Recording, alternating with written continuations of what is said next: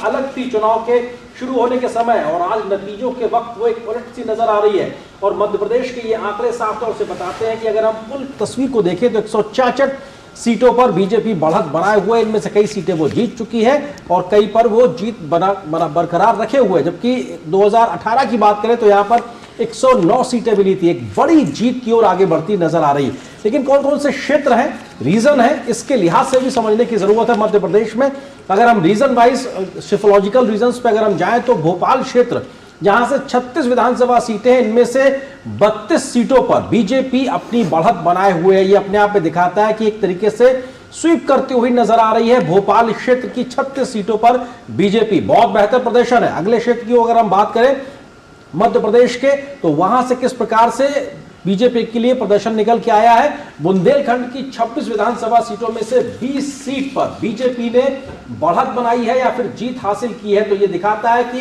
इन 26 में से 20 सीट को लेना, यह दिखाता है कि बीजेपी ने इस पूरे इलाके में बहुत बुरी तरीके से पटकनी दी है कांग्रेस को। बुंदेलखंड के बाद अगले क्षेत्र के लिहाज से अगर हम बात करें मध्य प्रदेश में, जहां से बीजेपी के लिए बेहतर नतीजे निकल के आ रहे हैं, तो हम साफ तौर से कह सकते हैं कि चंबल का क्षेत्र, यहां पर एक कांटे का मुकाबला देखने को मिला है। 19 सीटों पर बीजेपी जबकि 15 सीटों पर कांग्रेस बढ़त बनाए हुए या फिर जीत चुकी है। तो यहां पर थोड़ी सी टक्कर देती चंबल क्षेत्र में नजर आ रही है कांग्रेस बीजेपी को, लेकिन फिर भी बढ़त कहीं ना कहीं सीधे तौर पर बीजेपी की एक तरीके से बढ़त दिखाई पड़ रही है। इसके अलावा चंबल क्षेत्र के बाद अगर हम बात करें महाकौशल क्षेत्र की, यहाँ की 38 विधानसभा सीटों में से 25 पर बीजेपी बढ़त बनाए हुए और 13 पर महज कांग्रेस है। तो यहां पर भी बेहतर प्रदर्शन, दुगने से बेहतर प्रदर्शन करती हुई बीजेपी नजर आ रही है। अगले क्षेत्र की ओर अगर हम बात करें तो किस प्रकार की स्थिति मध्य प्रदेश में रीजन वाइज दिखाई पड़ रही है। मालवा क्षेत्र की 50 सीटें, यहां पर बहुत कुछ दारोमदार तय करता है कि राज्य में सत्ता किसके हाथ में जाएगी। 34 सीटें यहां सर बीजेपी के हिस्से में जा रही हैं और 15 सीटें सिर्फ जो है वो कांग्रेस के पास जाती दिखाई पड़ रही हैं। यह दिखाता है कि 50 में से 34 सीट लेकर सत्ता की चाबी कहीं ना कहीं बीजेपी के हाथ में आ रही है और कांग्रेस को पीछे रख दिया है बीजेपी ने। तो ये अगर हम क्षेत्रवार लिहाज से अगर बात करें, समझने की कोशिश करें, तो मालवा क्षेत्र की ये सीटें, और इसके बाद अगर हम बात करें निमाड़ क्षेत्र की 16 में से 12 सीटों पर बीजेपी की बढ़त, 4 पर बहस कांग्रेस, 6 सीटों का कांग्रेस को नुकसान, 8 पर बीजेपी को बढ़त। यह दिखाता है कि तमाम अलग अलग क्षेत्रों के लिहाज से बीजेपी बहुत बेहतर करती नजर आ रही है। सुरेश, अगर देखा जाए तो हर रीजन में कहीं ना कहीं बेहतरी के साथ प्रदर्शन करती बीजेपी नजर आ रही है। क्या वो बड़ी वजह है हर पॉकेट में, हर क्षेत्र में बेहतर प्रदर्शन बीजेपी का? जैसा अभी आपने अपने ग्राफिक्स में देखा कि लगभग सारे क्षेत्र, चाहे विंध्य हो चाहे निवाड़ हो, जो भी क्षेत्र हैं, सब में बीजेपी ने कांग्रेस से अच्छा प्रदर्शन किया है। इसकी जो 3-4 वजहें मुझे समझ में आती हैं, वो ये हैं महिला, किसान, युवा और गरीब। जो प्रधानमंत्री मोदी भी कहते हैं कि उन्हें 4 जातियां हैं जिन पे वो फोकस करते हैं। तो ये जो चारों जातियों के लिए जो उन्होंने कदम उठाए हैं, जो उन्होंने ऐलान किए हैं, वो चाहे वो मध्य प्रदेश हो, चाहे वो छत्तीसगढ़ हो, चाहे वो राजस्थान हो, इन चारों राज्यों में इन चारों जातियों जो पीएम मोदी कहते हैं उस पर जिस तरह से फोकस किया है, वो इन नतीजों का एक कारण है।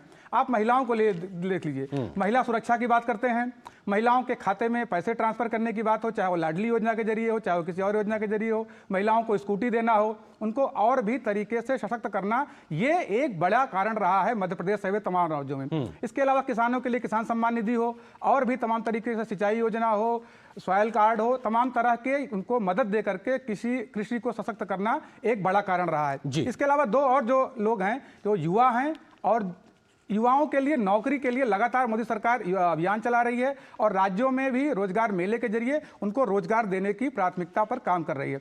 गरीबों के लिए गरीब अन्न कल्याण योजना अभी कैबिनेट में भी अनाउंस हुआ कि 5 साल के लिए और बढ़ा दी गई है। पीएम ने अपने दौरों में लगातार ये घोषणा की है कि हम इस योजना को बढ़ा रहे हैं और गरीबों को निःशुल्क राशन मिलता रहेगा। तो ये जो चारों चीजें रही हैं, मुझे लगता है ये मध्य प्रदेश के ही नहीं, बाकी तीनों राज्यों के लिए भी बिल्कुल एक बहुत महत्वपूर्ण चीज आप सुरेश कह रहे हैं, क्योंकि जो जातीय राजनीति को हवा देने की कोशिश की गई थी, उसके बनस्पत लाभार्थी के माध्यम से, डिलीवरी के माध्यम से ये कोशिश की गई कि उसको जमीन पर उतारा जाए।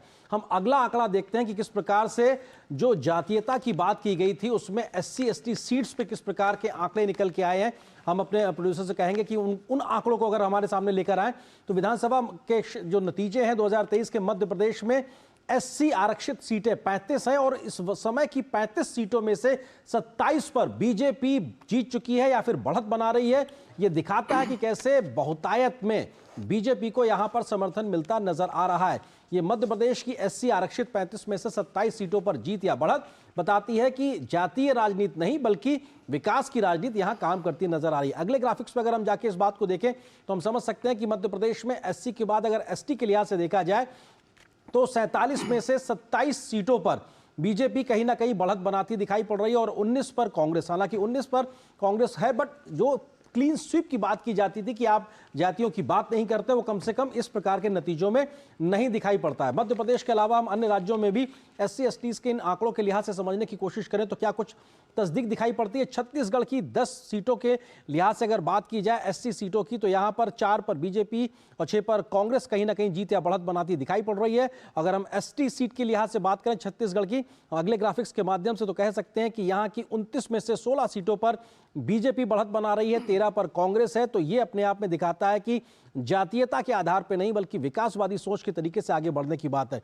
जल्दी से राजस्थान में भी हम एससी एसटी के एक आंकड़े को देख लेते हैं कि आखिर वहां की क्या स्थिति है और उसमें 33 में से 20 सीटें जो एससी के लिए आरक्षित है राजस्थान में, उनमें बीजेपी बढ़त बनाए है। महज 12 पर कांग्रेस सिमटती नजर आ रही है। और इसी प्रकार से अगर एसटी सीट्स के जो कि आरक्षित है राजस्थान में अगर उसका आंकड़ा देखा जाए तो 25 में से 12 पर बीजेपी और 10 पर कांग्रेस। तो ये अपने आप में दिखाता है कि लगातार ये कोशिश की जा रही है। सुरेश, ये बहुत महत्वपूर्ण है कि जातीयता की राजनीति को लगातार हवा देने की कोशिश की गई थी लेकिन विकास हावी होता दिखाई पड़ रहा है। देखिए आर्यन, जिस तरह से जाति जनगणना का मुद्दा कांग्रेस और इंडी अलायंस ने लगातार उठाया है, बिहार में नीतीश कुमार की सरकार ने जाति जनगणना कराई, उसके आंकड़े जारी किए, उसके बाद से ही कांग्रेस और उसकी सहयोगी पार्टियां लगातार इस मुद्दे को उठा रही हैं और बाकी राज्यों में भी, चाहे वो कर्नाटक हो, चाहे वो छत्तीसगढ़ हो, चाहे वो मध्य प्रदेश में हो, हर जगह वो घोषणा कर रहे हैं कि हम जाति जनगणना कराएंगे। लेकिन पीएम मोदी ने इसके जवाब में कहा कि हमारी केवल एक जाति है, वो गरीब की, और उस गरीब की जाति के लिए उन्होंने तमाम कदम उठाए हैं और ये आंकड़े दिखा रहे हैं कि जाति जनगणना का जो दावा था वो कहीं ना कहीं उनका फेल होता हुआ नजर आ रहा है। दूसरी आपने बात कही एससी एसटी सीटों की, आप ये ज्यादातर जो तीनों राज्यों के आंकड़े दिखाए हैं लगभग सभी जगह पर बीजेपी ने कांग्रेस और बाकी दलों के मुकाबले बढ़त बनाई हुई है। अब इसका एक कारण हम अगर समझने की कोशिश करें तो पीएम मोदी एससी एसटी के लिए केवल वादे नहीं करते हैं, जो वादे करते हैं वो जमीन पर उसको धरातल पर लागू करके दिखाते हैं, चाहे वो योजनाओं के माध्यम से उनके कल्याण के लिए जो पिछड़े वर्ग के लोग हों, समाज के निचले तबके के लोग हों, चाहे वो स्वामित्व योजना हो, चाहे वो रेहड़ी पटरी मजदूरों के लिए भी योजना हो, या अभी हाल में कुछ दिनों पहले विश्वकर्मा योजना के जरिए वो शुरू की गई, इनकी कैसे उनको आगे बढ़ाया जाएगा, उनको लोन लिया जाएगा, मुद्रा योजना के जरिए, बाकी तमाम तरह की योजनाएं हैं जिनके समाज के कमजोर तबके हैं उनको सशक्त करने के लिए उठाए गए हैं।